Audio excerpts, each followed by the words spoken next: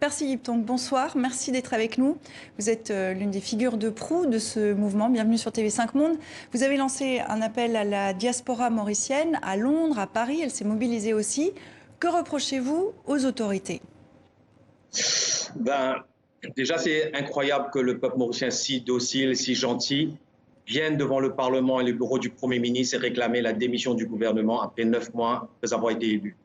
Qu'est-ce qui s'est passé? C'est qu'après 51 ans d'indépendance, nous avons eu deux dynasties, deux familles, deux pères et fils qui ont été premiers ministres pendant 51 ans, avec une brève d'un franco-mauricien pendant 2 ans et demi. Et il y a eu du népotisme, la méritocratie n'est plus là, la corruption à gogo, vraiment du gaspillage des fonds publics, et aussi des communautés qui sont mises un à côté de l'autre, puisque la fonction publique, ceux d'origine africaine n'ont presque pas leur place. Donc ils ont dit stop. Ce qui est arrivé avec le Wakashio, ce bac crié de 300 mètres de long, de 50 mètres de large, qui s'est échoué, a déclenché une marée noire qui a été la goutte d'huile qui a fait déborder le vase. Le peuple n'en peut plus. On voyait dans les rues aujourd'hui, c'est notamment la classe moyenne qui manifestait. Pourquoi?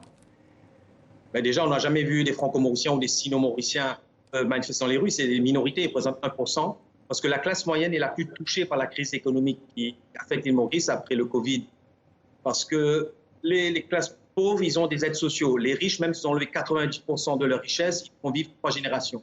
La classe moyenne est endettée, ils ne peuvent plus envoyer leurs enfants au lycée privé, ils ne peuvent plus payer leur maison, les prêts, ni leur voiture. Donc eux, ils en ont marre. Et là, on a vu des gens du secteur privé, des hauts fonctionnaires, des directeurs de compagnie dans les rues. C'est jamais vu. Et les Chinois, n'en parlons pas. Les Chinois, mes tantes, j'ai vu mes tantes, mes cousines dans les rues, j'ai halluciné. Est-ce qu'on arrive aujourd'hui à estimer les conséquences écologiques et économiques, vous l'évoquiez, de cette marée noire? Économique, c'est surtout le tourisme que cela affecte, bien sûr, parce que le Covid a déjà assommé tout le monde, puisque tous les hôtels sont fermés. Et ça affecte les petits restaurants, les guest houses, plein de les plaisanciers. Et le Wakashio a empiré la chose, parce que maintenant, on a une image que l'île Maurice est complètement polluée. Mais en fait, il faut rassurer les touristes, il faut venir aider l'économie de Maurice, parce qu'il n'y a que 3 à 4% des plages qui sont souillées.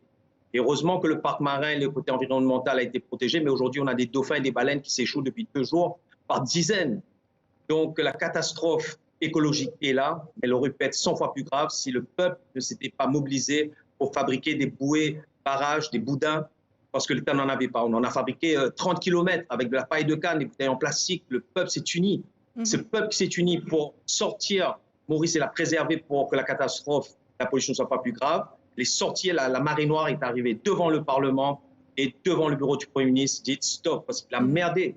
Et des dizaines de milliers de personnes, on le voyait sur les images qui étaient là. Percy Yiptong, merci beaucoup d'avoir été avec nous depuis l'île Maurice.